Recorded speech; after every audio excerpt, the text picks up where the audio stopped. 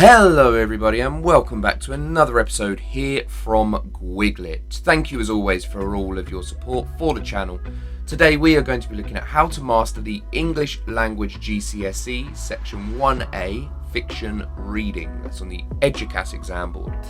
And if you haven't already, give this video a thumbs up, be sure to share it with all your friends and family and hit the bell icon for more videos on books, beards and beyond. If you haven't checked out the channel already, check us out across all the different social media platforms. That's Twitter, Instagram and TikTok. You can find us quite easily through the GuigLit username. So today we're going through an important GCSE paper. Feel free to write along in the comments below and I'll happily answer every single comment I receive. So what you can do with today's video, well, there's a number of things. I would recommend taking notes, pausing the video as you go, take notes as we will go along to really maximize the amount you gain from it. As well as that, pause the video. You can find this examination that I'm going through today very easily on the EDUQAS exam board. Test yourself as you go. It's a really useful and vital way of doing that. And repeat. Watch the video through many times. It will give you an easy way to access and understand this paper. So today we're going to be going through, first of all, the basics of this paper, what you absolutely need to know in order to fully access and gain success on it. There is a 1 hour time limit on this paper. 40 marks are awarded. There are 5 questions. The first question is a list question, it's worth 5 marks. The second question is a how impressions mini question, as I like to call it, which is again worth 5 marks. Questions 3 and 4 are how or impressions questions, where we're looking at a piece of fiction and you have to gain an understanding of how the writer creates it or what impressions you get of what is presented. Both of those are out of 10. And the paper culminates on a 5th question, which is an evaluative overall question, again worth 10 marks. So the extract is also provided and you can find this on EDUQAS's exam website free of charge. So my best advice, in having taught this for many years now, is the following. First thing you want to do is to rule off each portion of the extract before you start answering. The questions are deliberately guided and tailored towards a very specific set of lines within the paper itself. You'll see in the following part of the video how I do this. As well as this, you must list for question 1. Do not under any circumstances write in full sentences. You only chip away at the time you have, and it makes it very hard to get maximum marks later on in the paper. So absolutely bullet point list for question 1. I also recommend using tracking phrases for questions 2 through 5, such phrases as at the start of the extract, later on in the extract or text, towards the end of the extract or text, to really signpost where you're going. The best responses I've ever seen on this apply a kind of chronological perspective, so they go from the top, work their way down towards the end. Really vital you do that. Also, treat each question as 1 mark per minute. So it's a 5 mark question. You shouldn't really be spending more than 5, possibly 6 minutes in attempting that. Really important point. And leave enough time to properly cover question 5. In my experience, I've noticed a number of students who have attempted this paper, they often don't get enough time to focus on that final 10 mark question. Really important one. So give yourself enough time to get full coverage of the paper to get the greatest level of success. So, our practice questions I'm going to look through today are on a 2017 paper. It's the Ruby Lennox paper, and if you do a very quick search on the EDUQAS GCSE English language website, you will be able to find it with relative ease. So it looks like this. You're presented with the questions, as you clearly see here, and you're presented with the extract, which you see to the right. Now, before you so much as answer the very first question, what you want to do is look carefully for the lines. So question 1 is read lines 1 to 7, and we rule off 1 to 7 and put question 1 next to it. Same for question 2, question 3, question 4, and question 5. Your exam paper should look just like that does.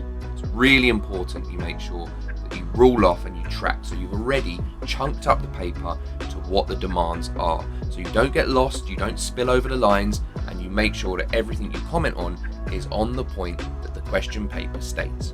Can't stress the importance of that. That must be the first thing you do before you answer the questions. So on to the questions themselves. First of all, we have question 1. This is the list question, as I mentioned earlier.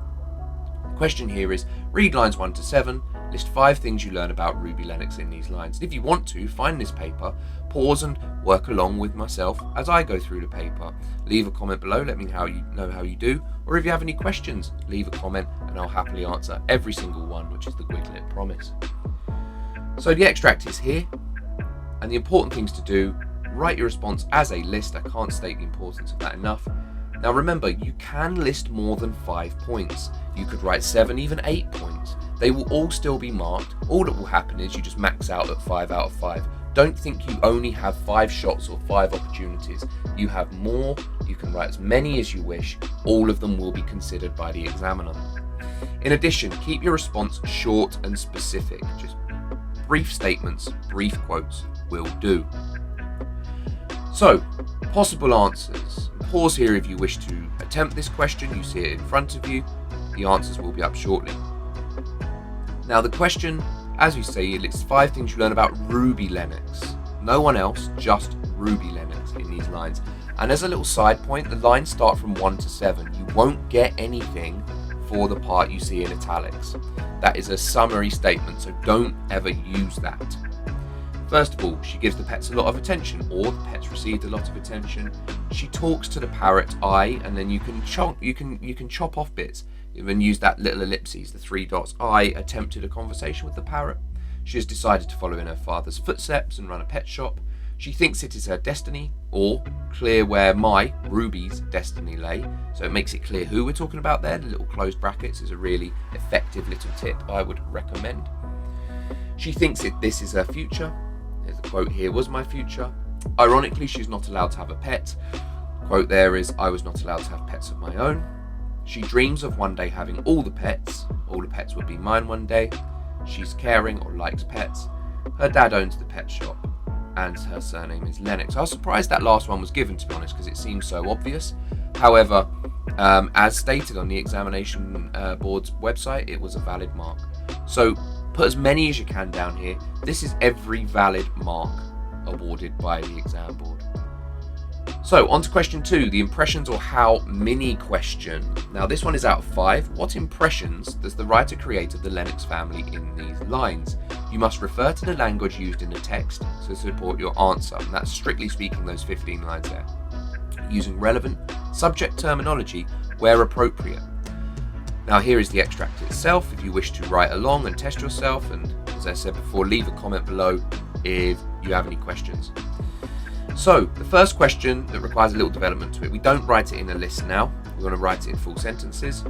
Read the question carefully. It's about the Lennox family at this point, not Ruby or Patricia, but the family as a whole. Now you can pick out individuals, that's entirely fine, but it is covering every family member, just remember that. The response should be written in full sentences, that's really, really important. Make sure you apply tracking phrases as you go, as I mentioned before, at the start, later on towards the end, and so on. And provide an adequate range of textual evidence or quotes. For a strong mark, you're looking at least 4 quotes, I would suggest. 6 would be too much, 5 as a maximum, but 4 as a minimum. So, here we are. Here's what the recommendation for the exam board is: to give 5 marks to those who make accurate and perceptive comments about the Lennox family, and detailed analysis of how language is used to achieve effects and influence the reader. Well considered, accurate use of relevant subject terminology supports comments effectively. So if you wish to again pause here, have a go. I will then in a moment put up my version of the answer with an explanation as to where the marks would be achieved. So here you'll see the highlights where I've tracked at the start, later on towards the end, and the points in bold are the quotes. Now it's peppered with quotes. There are arranged there with the odd aspect of what I call a mini dig. So you'll be picking out, for example, while the cooking from Ruby's mother with the quote sausages and eggs starting, notice I put the closed brackets there to make sure the tense is effective in what I'm saying for added comprehension. To go black, in the frying pan, the adjective black hinting that she is overwhelmed, so she's overcooked the food. That there would achieve a 5 out of 5, not only for the fact that it has enough quotes, it has a little bit of the digging in either the phrase double dose or the adjective black. We pick out enough of a range from the piece itself. So now we move on to question 3, which is the first 10-mark impressions or how question. It could be phrased as impressions or how, but it will test the same skill. This question is, how does the writer show the fire spreading and becoming very serious in these lines? Again, referring to the language used in the text using relevant subject terminology. Here is the extract if you wish to test yourself as we go along. This is the first 10-mark question, so obviously by sheer common logic you'll have to provide more. You want to aim for a roughly 7 to 8 quotes as a minimum. I would recommend tracking through the question as always. That's a very, very effective tool. Make sure to do a mini dig, as I did before with the adjective on black, for example, at least once. And a question how requires an understanding of writers' techniques. That's also really, really important. It can be developed as key terms, can also be as simple as picking out the word or phrase, the use of the word, the use of the adjective. All of them demonstrate you are being selective and evaluating in your response. So same process as before. You're more than welcome to have a go through. 9 to 10 marks are given for accurate and perceptive comments that provide detailed analysis of how language is used with well-considered, accurate use of relevant subject terminology. Very important points there. So, pause again if you wish to have a go at this. My version of a strong answer will be up shortly that would achieve that examination band. So, notice again, I've used the tracking. I've used the at the start, the narrator then, as the extract progresses. Obviously it's 10 marks, so you're going to write almost double what you did for a 5-marker towards the end of the extract and the extract's final words. We're going to have a range of quotes going through. I noticed the repetition of hotter, for example, verbs like sizzle and burn, the exclamation marks in ruby, ruby. All of those give a sense of the fire spreading and becoming very serious, but there is a real range of quotes again, which would more than meet that band of the question. So now we're on to question 4. Again, this would be the second of the impressions or how questions in the paper. The question here is, read lines 36 to 49. How does the writer make these lines exciting and dramatic? You should write about what happens in these lines to build excitement and drama, the writer's use of language and structure, and the effects on the reader, with text to support your answer with relevant subject terminology where appropriate. Here is the extract. It goes over 2 pages, hence the little block there. My hints are exactly the same. 7 to 8 quotes as a minimum, tracking through, mini digging at least once. That use of how requires an understanding of writers' techniques, which can be as simple as by using the word or phrase if you feel less confident, or the adjective, adverb, metaphor, imagery, tone, all work as well. So, my answer will be up shortly. Again, pause if you wish to write along, and as always, leave a comment below if you have any questions. My extract is here, so in my response, this is the one I made earlier. The extract begins with, then continues further on. Notice its constant sense of tracking. There are also a good range of quotes in here. Some are smaller, some are larger than the 6 to 8 words I'd generally like. However, it goes through in a methodical sense with the quotes, picking them out, and also this idea of imagery of prayer at the end. The adverb in immediately start to choke. I've already picked out a few phrases on a greater level. Now we meet the final question, the evaluate or overall question. Now the question here is, read lines 50 to the end. In the last 20 or so lines of this passage, Patricia becomes a real heroine. How far do you agree with this view? You should write about your own thoughts and feelings about how Patricia is presented here and in the passage as a whole, how the writer has created these thoughts and feelings. Refer to the text as always here. Now a little piece of advice, here is the extract. I would recommend, first of all, the question can focus on either the last part, so as it says here, read lines 50 to the end, but it can also be the whole extract, so watch out. Notice that first bullet point says Patricia is presented here and in the passage as a whole, so you can refer to both. I would recommend starting with these lines, then going around the piece, but that's really important. In addition, it may ask for your personal view, so write in the first person as it does here. Okay, that's really important. Is how far, if it says how far, it's not asking for an entirely one-sided response. So I would really recommend to stray away from I entirely agree or I entirely disagree. Okay, try and look for at least a part of the other side of the response. It's encouraged to start with a brief, basic overview that addresses this. I can't stress how important that is. For example, I mostly agree, or to a great extent I agree. Now, I've created a portion of a response here that would meet the top band requirements. You'd need to obviously write a little more, but it has the recommended information. And also make sure to provide enough textual evidence. Again, 7 to 8 quotes should do, with a few examples of digging. So, pause again if you wish to have a go at this, and let me know how you get on, or if you have any questions. And here would be my response, followed with the way to achieve the top marks. So notice again with the tracking, I start with an overview statement this time. So I mostly agree with the view presented on Patricia. She does a number of heroic acts in the passage.